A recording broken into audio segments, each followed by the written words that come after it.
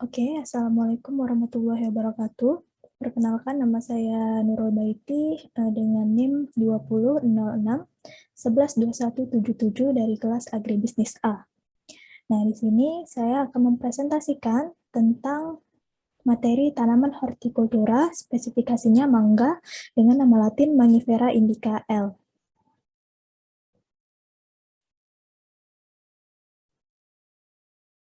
Nah, sebelum kita masuk ke materi lebih lanjut, kita akan mengenal apa itu tanaman mangga.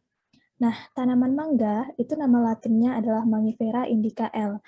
Dan mangga ini termasuk dalam marga Mangifera yang terdiri dari 35 sampai 40 anggota. Jadi marga Mangifera itu ada sekitar 35 sampai 40 anggota. Dan suku dari tanaman mangga ini adalah suku Anacardiaceae. Nah, dari mana sih asal mangga?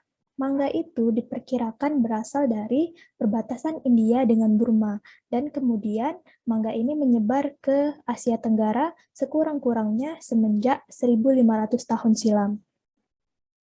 Nah, mangga juga termasuk dalam kelompok Arboreus, yaitu tumbuhan berkayu yang punya tinggi batang lebih dari 5 meter. Kita spesifikasi lagi pengenalan tanaman mangga ke daunnya. Daun mangga ini daun apa sih? Daun mangga itu adalah daun, jadi daun mangga ini berupa daun tunggal yang tidak punya anakan dan penumpu. Daun mangga ini panjangnya bisa mencapai 8-40 cm dengan lebar 2-12,5 cm. Lanjut, kita ke bunganya. Bunga mangga itu bunga apa sih? Jadi bunga mangga itu adalah bunga majemuk yang tumbuh dari tunas ujung serta terangkai dalam tandan dengan rangkaian bunga yang berbentuk kerucut. Jumlah bunga tanaman per tandan itu ada 1.000 sampai 6.000 kuntum yang punya ukuran sangat kecil dengan diameter 6 sampai 8 mm. Kemudian kita masuk ke bagian yang pasti kita sering tahu, yaitu buahnya, buah mangga. Nah, buah mangga ini termasuk dalam golongan buah batu. Wah, buah batu nih. Buah batu ini itu punya buah mangga ini itu punya daging yang tebal dan panjangnya sampai 30 cm. Kira-kira sampai 30 cm. Oke, next. Oke, kita next ke botani mangga. Di sini bisa dilihat ya, dipaparkan dalam PowerPoint itu banyak sekali ada dari kingdom sampai spesiesnya. Jadi kingdom mangga ini itu Plantae, kingdomnya Viridiplantae, infrakingdomnya Streptophyta, superdivisinya Embryophyta, divisinya Tracheophyta, subdivisinya Spermatophytina, kelasnya Magnoliopsida, superordonya Rosanae, ordonya Sapindales, familinya Anacardiaceae, genusnya Mangifera, L, spesiesnya Mangifera indica L. Next, kita ke jenis-jenis mangga yang umum di Indonesia. Itu ada mangga arum manis. Ini nggak semuanya saya masukin, cuman beberapa aja. Ada mangga arum manis, ini gambarnya. Kemudian ada mangga golek, ya, lebih panjang daripada mangga arum manis. Kemudian ada mangga gedong, gedong gincu mungkin nih ya, kalau nggak salah. Ini warnanya bulat, terus warnanya kayak merah-merah gincu gitu. Dan yang paling umum ya, mangga kue ini kita sering dengar. Selanjutnya ada next kita ke syarat tumbuh tanaman mangga. Jadi di sini secara umum saya bagi 3 syarat tumbuh tanaman mangga, ada iklim, tanah, dan ketinggian. Untuk iklim, tanaman mangga ini sebaiknya ditanam dengan iklim yang punya musim kering itu selama 3 bulan. Jadi musim kering ini diperlukan sebelum dan sewaktu tanaman mangga itu berbunga. Jadi kalau misalnya mangga ditanam pada iklim yang tidak punya musim kering selama 3 bulan atau musim penghujan, itu dikhawatirkan akan mudah terserang hama dan penyakit, dan juga pada saat berbunga itu bunganya nanti akan jatuh terkena oleh air hujan. Jadi pertumbuhan atau pada saat penyerbukan ini itu tidak maksimal. Kemudian untuk tanah atau media tanam itu tanaman mangga ini sebaiknya ditanam pada tanah yang mengandung pasir dan lempung yang seimbang. Kemudian pH tanahnya itu sekitar 5,5 sampai 7,5.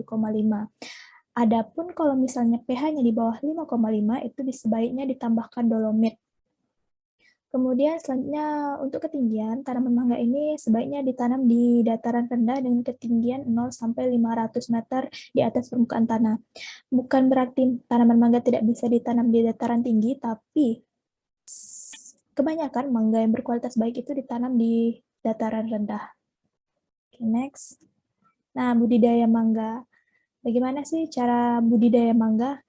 Di sini ada dibagi jadi 4 subtopik lagi secara umum, yaitu ada pembibitan, ada media tanamnya ini khusus di lahan, kemudian ada penanamannya, ada pemeliharaannya. Kalau untuk pembibitan itu pembibitan tanaman mangga ini bisa dilakukan dari perbanyakan biji, okulasi, stek, pencangkokan, nah itu mungkin 4 secara umum. Kemudian untuk pengolahan media tanam di lahannya itu ada persiapan, pembukaan lahan, dan pengaturan jarak tanam. Kemudian kita masuk ke bagian penanaman. Penanaman ini terdiri dari pembuatan lubang tanam, kemudian penanaman dari bibit mangganya langsung ke tanah, kemudian penanaman pohon pelindung. Dan terakhir itu ada pemeliharaan. Pemeliharaan ini terdiri dari penyiangan, penggemburan tanah atau pembubunan, pemangkasan, dan pemupukan. Selanjutnya, nilai ekonomis dari tanaman mangga itu sendiri dan juga buah mangganya. Nah, seperti yang kita tahu, pohon mangga itu punya banyak manfaat. Selain sebagai pohon peredup itu yang pohon yang bisa jadi peneduh gitu ya, karena dia bisa menghalangi sinar matahari, makanya pohon peredup, pohon hias, dan juga pohon mangga ini punya nilai ekonomi yang cukup tinggi. Seperti halnya budidaya pembibitan dengan metode stek, maksudnya di sini pembibitan pohon mangga ini tidak membutuhkan biaya yang mahal, cukup dengan stek, okulasi, ataupun dari bijinya, tidak menggunakan kultur jaringan yang membutuhkan biaya yang tinggi. Jadi, modal awalnya untuk budidaya tanaman mangga ini tidak mahal. Dan juga hasil outputnya, yaitu hasil buahnya, cukup diminati konsumen, cukup banyak gitu. Jadi, modalnya itu tidak mahal untuk budidayanya, dari pembibitannya itu sendiri, kita lihat dari sisi pembibitannya, tapi outputnya itu punya nilai ekonomis yang tinggi buahnya. Nah, selanjutnya pohon mangga ini menghasilkan buah yang musiman dengan harga jual yang cukup lumayan. Di sini, hampir di setiap market di Indonesia yang dapat kita jumpai, itu kita bisa lihat mangga dari jenis lokal maupun mangga impor. Nah, untuk dari sisi buahnya lagi, itu kandungan gizi dari buah mangga ini sangat banyak. Dan secara ekonomis, hasil budidaya pohon mangga atau buahnya itu dapat diolah menjadi berbagai macam produk baru dari banyaknya jenis mangga tersebut. Seperti misalnya minuman jus, keripik, kuah mangga, rujak, dan banyak lagi lainnya.